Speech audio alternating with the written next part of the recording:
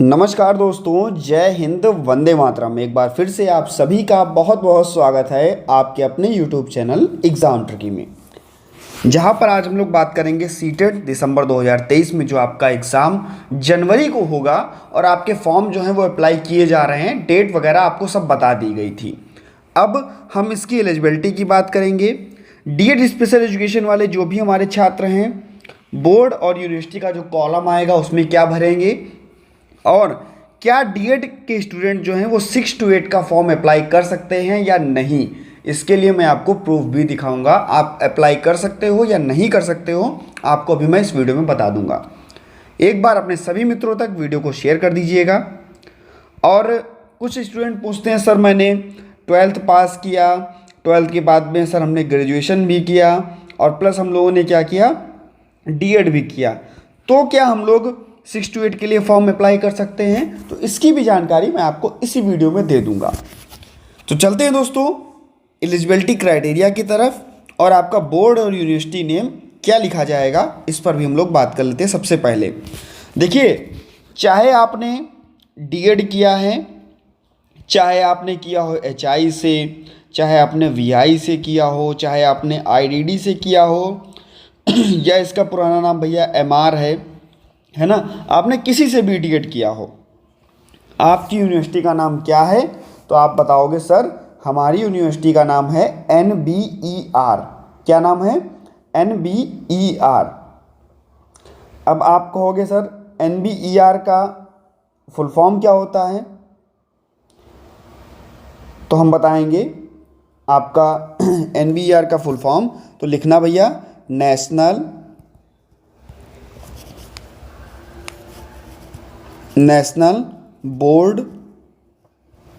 Board of examination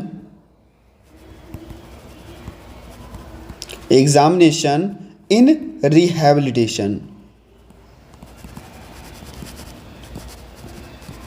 ठीक है, board और यूनिवर्सिटी नेम में आपका क्या पड़ेगा? NBER। आपने किसी से भी डिप्लोमा किया हो, आप सभी का यूनिवर्सिटी नेम, बोर्ड नेम क्या है? NBER है। और आप लोगों की अगर आपके पास मार्कशीट होगी तो वहाँ पर भी साफ साफ ये चीज़ें लिख करके आती हैं। कुछ लोग कहेंगे सर हमें जो हमारी राष्ट्रीय संस्थान है उसका हम नाम लिखेंगे, जैसे NIEPVD हुआ या अली यावर जंग हुआ, इनका नाम आपको नहीं लिखना है। आपने किसी से भी डिप्लोमा किया हो, आपको नाम लिखना है NBER। बहुत ज़्यादा आप अगर लगाना चाहो तो RCI आगे लिख सकते हो, RCI लिख सकते हो, RCI NBER करके, या केवल NBER आप लिखोगे, यही आपका सही है। दूसरी चीज़ क्या है, 6 to 8 के लिए डीएड है या नहीं है, अप्लाई कर सकते हैं या नहीं कर सकते हैं, इस पर भी बात कर लेते हैं।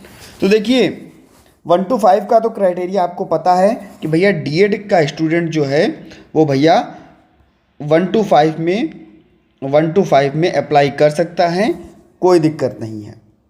यहाँ पर आप देख सकते हैं सीनियर सेकेंडरी और its equivalent with at least 50% marks and pass of और अपेयरिंग, यानी कि अगर आपने फर्स्ट ईयर में आप अपना फॉर्म भर रहे हो, आप फर्स्ट ईयर के स्टूडेंट हो, या अभी आपने एडमिशन कराया, आपका फर्स्ट ईयर का एग्ज़ाम नहीं भी हुआ है, तब भी आप फॉर्म को अप्लाई कर सकते हो। और सेकेंड ईयर आपका कंप्लीट भी हो गया तब भी आप फॉर्म को अप्लाई कर सकते हो। यानी कि अगर आपने अपना एडमिशन करा लिया है तो आप आराम से फॉर्म को अप्लाई कीजिए, कोई दिक्कत नहीं है। और देखिए क्या लिखा है, diploma in education special education, जिसको आप लोग क्या बोलते हो, DED SE, diploma in education special education.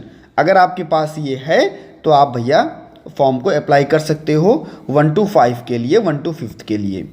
अब हम बात करते हैं क्या आप 6 to 8 में भी अप्लाई कर सकते हो या नहीं। देखिए सारे क्राइटेरिया हम लोग पढ़ेंगे। देखिए यहाँ पर भी बैचलर डिग्री मांग रहा है, यानी कि यहाँ पर भी किसके जिक्र हो रहा है, बीएड का जिक्र हो रहा है, नॉट डीएड। यहाँ पर भी आपका क्या मांग रहा है, बैचलर डिग्री मांग रहा है, तो ये भी आपके लिए नहीं है, ये भी आपके लिए नहीं है, क्योंकि आपके पास क्या है, डीएड है। ठीक है, और देखते हैं यहाँ पर ग्रेजुएशन 45% और यहाँ पर भी आपका 1 साल का बीएड मांग रहा है, यानी कि बीएड यहाँ पर भी मांग रहा है, तो ये भी आपके लिए नहीं है। अब हम बात करते हैं 4 ईयर का जो डिप्लोमा होता है वो भी आपका डिप्लोमा नहीं, डिग्री ही होती है, जिसको हम लोग BLED बोलते हैं। तो BLED भी आपका नहीं है क्योंकि आपका DED है, तो ये भी आपके लिए काम का नहीं है। इसके बाद में आपके ये सारी चीज़ें और 4 ईयर डिप्लोमा, तो ये भी आपके लिए नहीं है। BEd स्पेशल एजुकेशन, ये BEd स्पेशल एजुकेशन में अगर आपके पास BEd है यानी कि बैचलर, तो आप भर सकते हो, ना कि DED, ठीक है। तो ये भी आपके लिए कॉलम नहीं है। इसके बाद में आपका यहाँ पर भी BEd मांग रहा है, और ये भी आपका देखिए RCI केस में भी अगर आपके पास में यहाँ पर आप देख सकते हो BEd program recognised by NCTE appearing TET CTET, ठीक है। और यहाँ पर आप परसुइंग टीचर कोर्स, अगर आप कोई भी टीचर कोर्स कर रहे हो, है ना, तो उसमें RCI अगर अप्रूव्ड है, NCTE अप्रूव्ड है, तो आप भर सकते हो।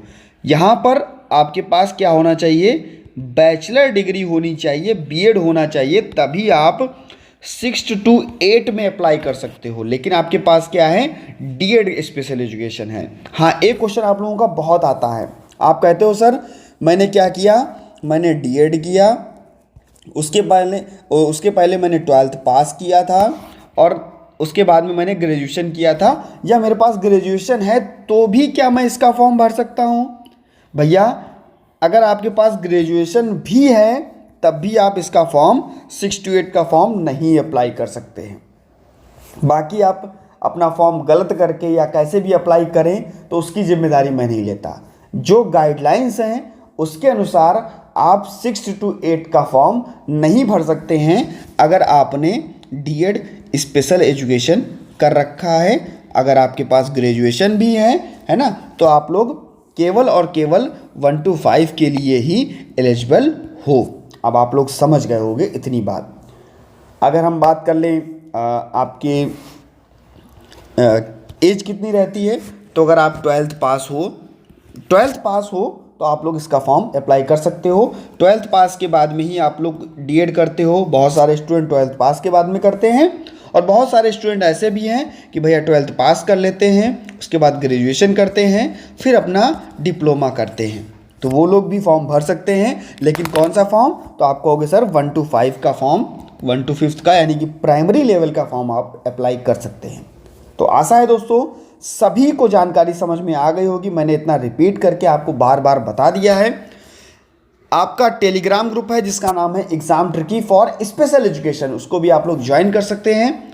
मिलता हूं दोस्तों नेक्स्ट वीडियो में नई जानकारी के साथ, बने रहिएगा आपके अपने चैनल एग्जाम ट्रिकी पर। वीडियो अच्छी लगी हो तो वीडियो को लाइक कर दीजिएगा, अपने सभी मित्रों तक वीडियो को शेयर कर दीजिएगा। चैनल पर पहली बार थे, सब्सक्राइब करने के बाद में बेल आइकन में ऑल का ऑप्शन प्रेस कर लीजिएगा। धन्यवाद दोस्तों।